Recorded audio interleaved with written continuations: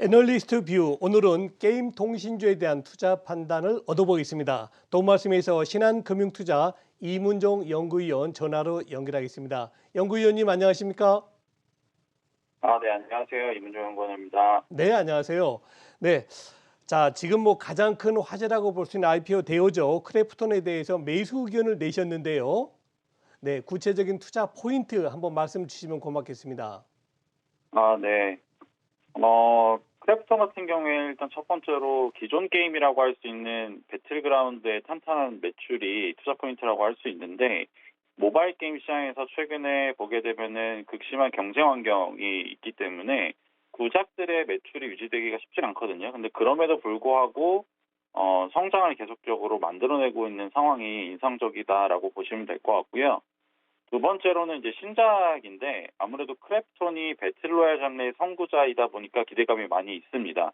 사전 예약자 수도 중국, 인도 빼고도 2,800만을 돌파한 상황이고요. 27일부터 2차 테스트한 이후에 9월 말에서 10월 초 출시이기 때문에 출시가 다가옴에 따라서 기대감을 또 추가적으로 선반영할 수 있는 포인트도 있다라고 좀 말씀드립니다.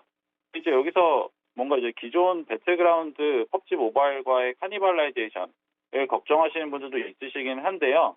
뉴스테이트 같은 경우에는 직접 크래프톤이 개발했기 때문에 펍지 모바일과는 다르게 총매출로 인식하는 부분들도 있고, 이게 펍지 모바일에서만 뺏어오는 게 아니고 전체 배틀로얄 장르의 게임들에서 상당 부분 뺏어올 걸로 예상이 되고 있기 때문에 크래프톤 실적에는 상당히 기여할 거다라고 좀 말씀드립니다.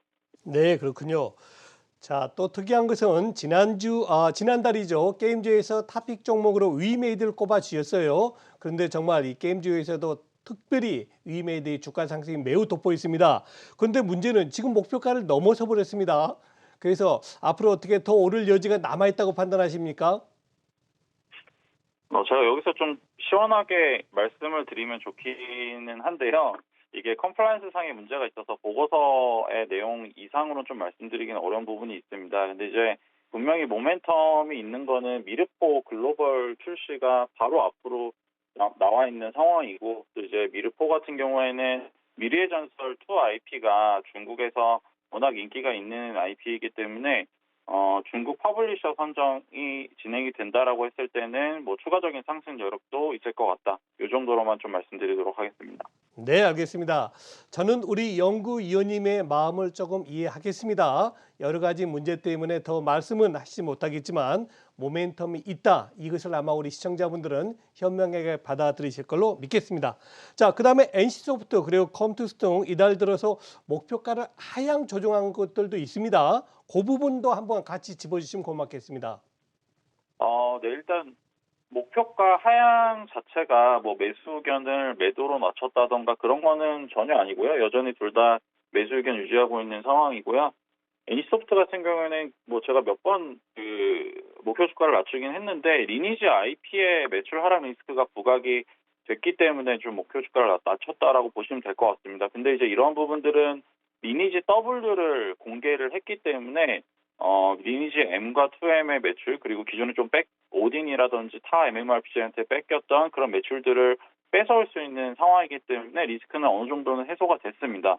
다만 이제 글로벌 흥행 가능성에 대해서는 게임 내 비즈니스 모델 자체가 웨스턴 사용자한테 소구하기는 좀 어려운 측면들이 있어서 국내만큼의 흥행을 기대하기는 좀 어렵다라고 좀 말씀을 드리고요.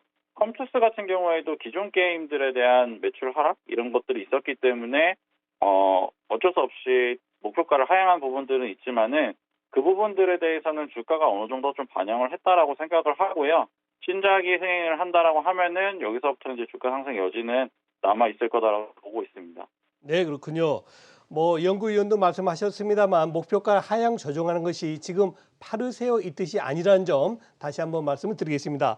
자, 우리 연구위원님께서는 통신업종도 담당하시죠. 그래서 통신 3사 중에서 최근에 최선호주로는 KT를 꼽으셨어요. 또 3사 중에 가장 주가 동향도 좋고요. KT의 투자 포인트 짚어주시죠. 네, 일단 통신 3사 다 무선 통신이라든지 IPTV라든지 기존 비즈니스가 굉장히 좋은 상황이고요. 공격적인 마케팅만 진행되지 않으면은 실적 개선이 진행이 되고 있습니다.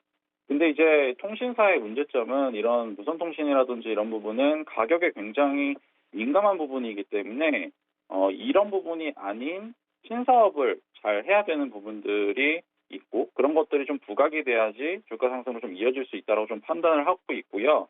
KT 같은 경우에는 IDC라든지 클라우드라든지 B2B 비즈니스에서 좀 선도적으로 사업을 하고 있는 부분을 좀 높게 평가를 했습니다. 거기다가 배당도 사실 수익률 관점에서는 3사 중에서 가장 높은 상황이고 밸류에이션도 낮은 상황이기 때문에 부담 없이 추천을 계속 드리고 있는 상황입니다. 네, 그렇군요.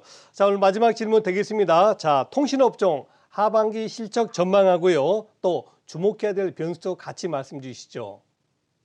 네, 아무래도 그 5G 스마트폰만 계속 출시되는 환경이기 때문에 실적은 3사 모두 개선이 될 걸로 보고 있습니다. 그래서 무난하게 계속 긍정적인 그림으로 봐주시면 될 것 같고요.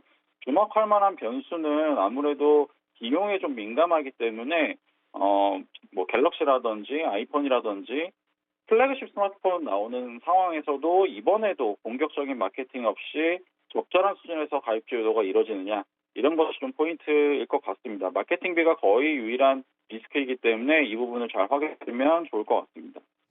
네, 지금까지 도움 말씀에 신한금융투자 이문종 연구위원이셨습니다. 연구위원님 감사합니다. 네, 감사합니다.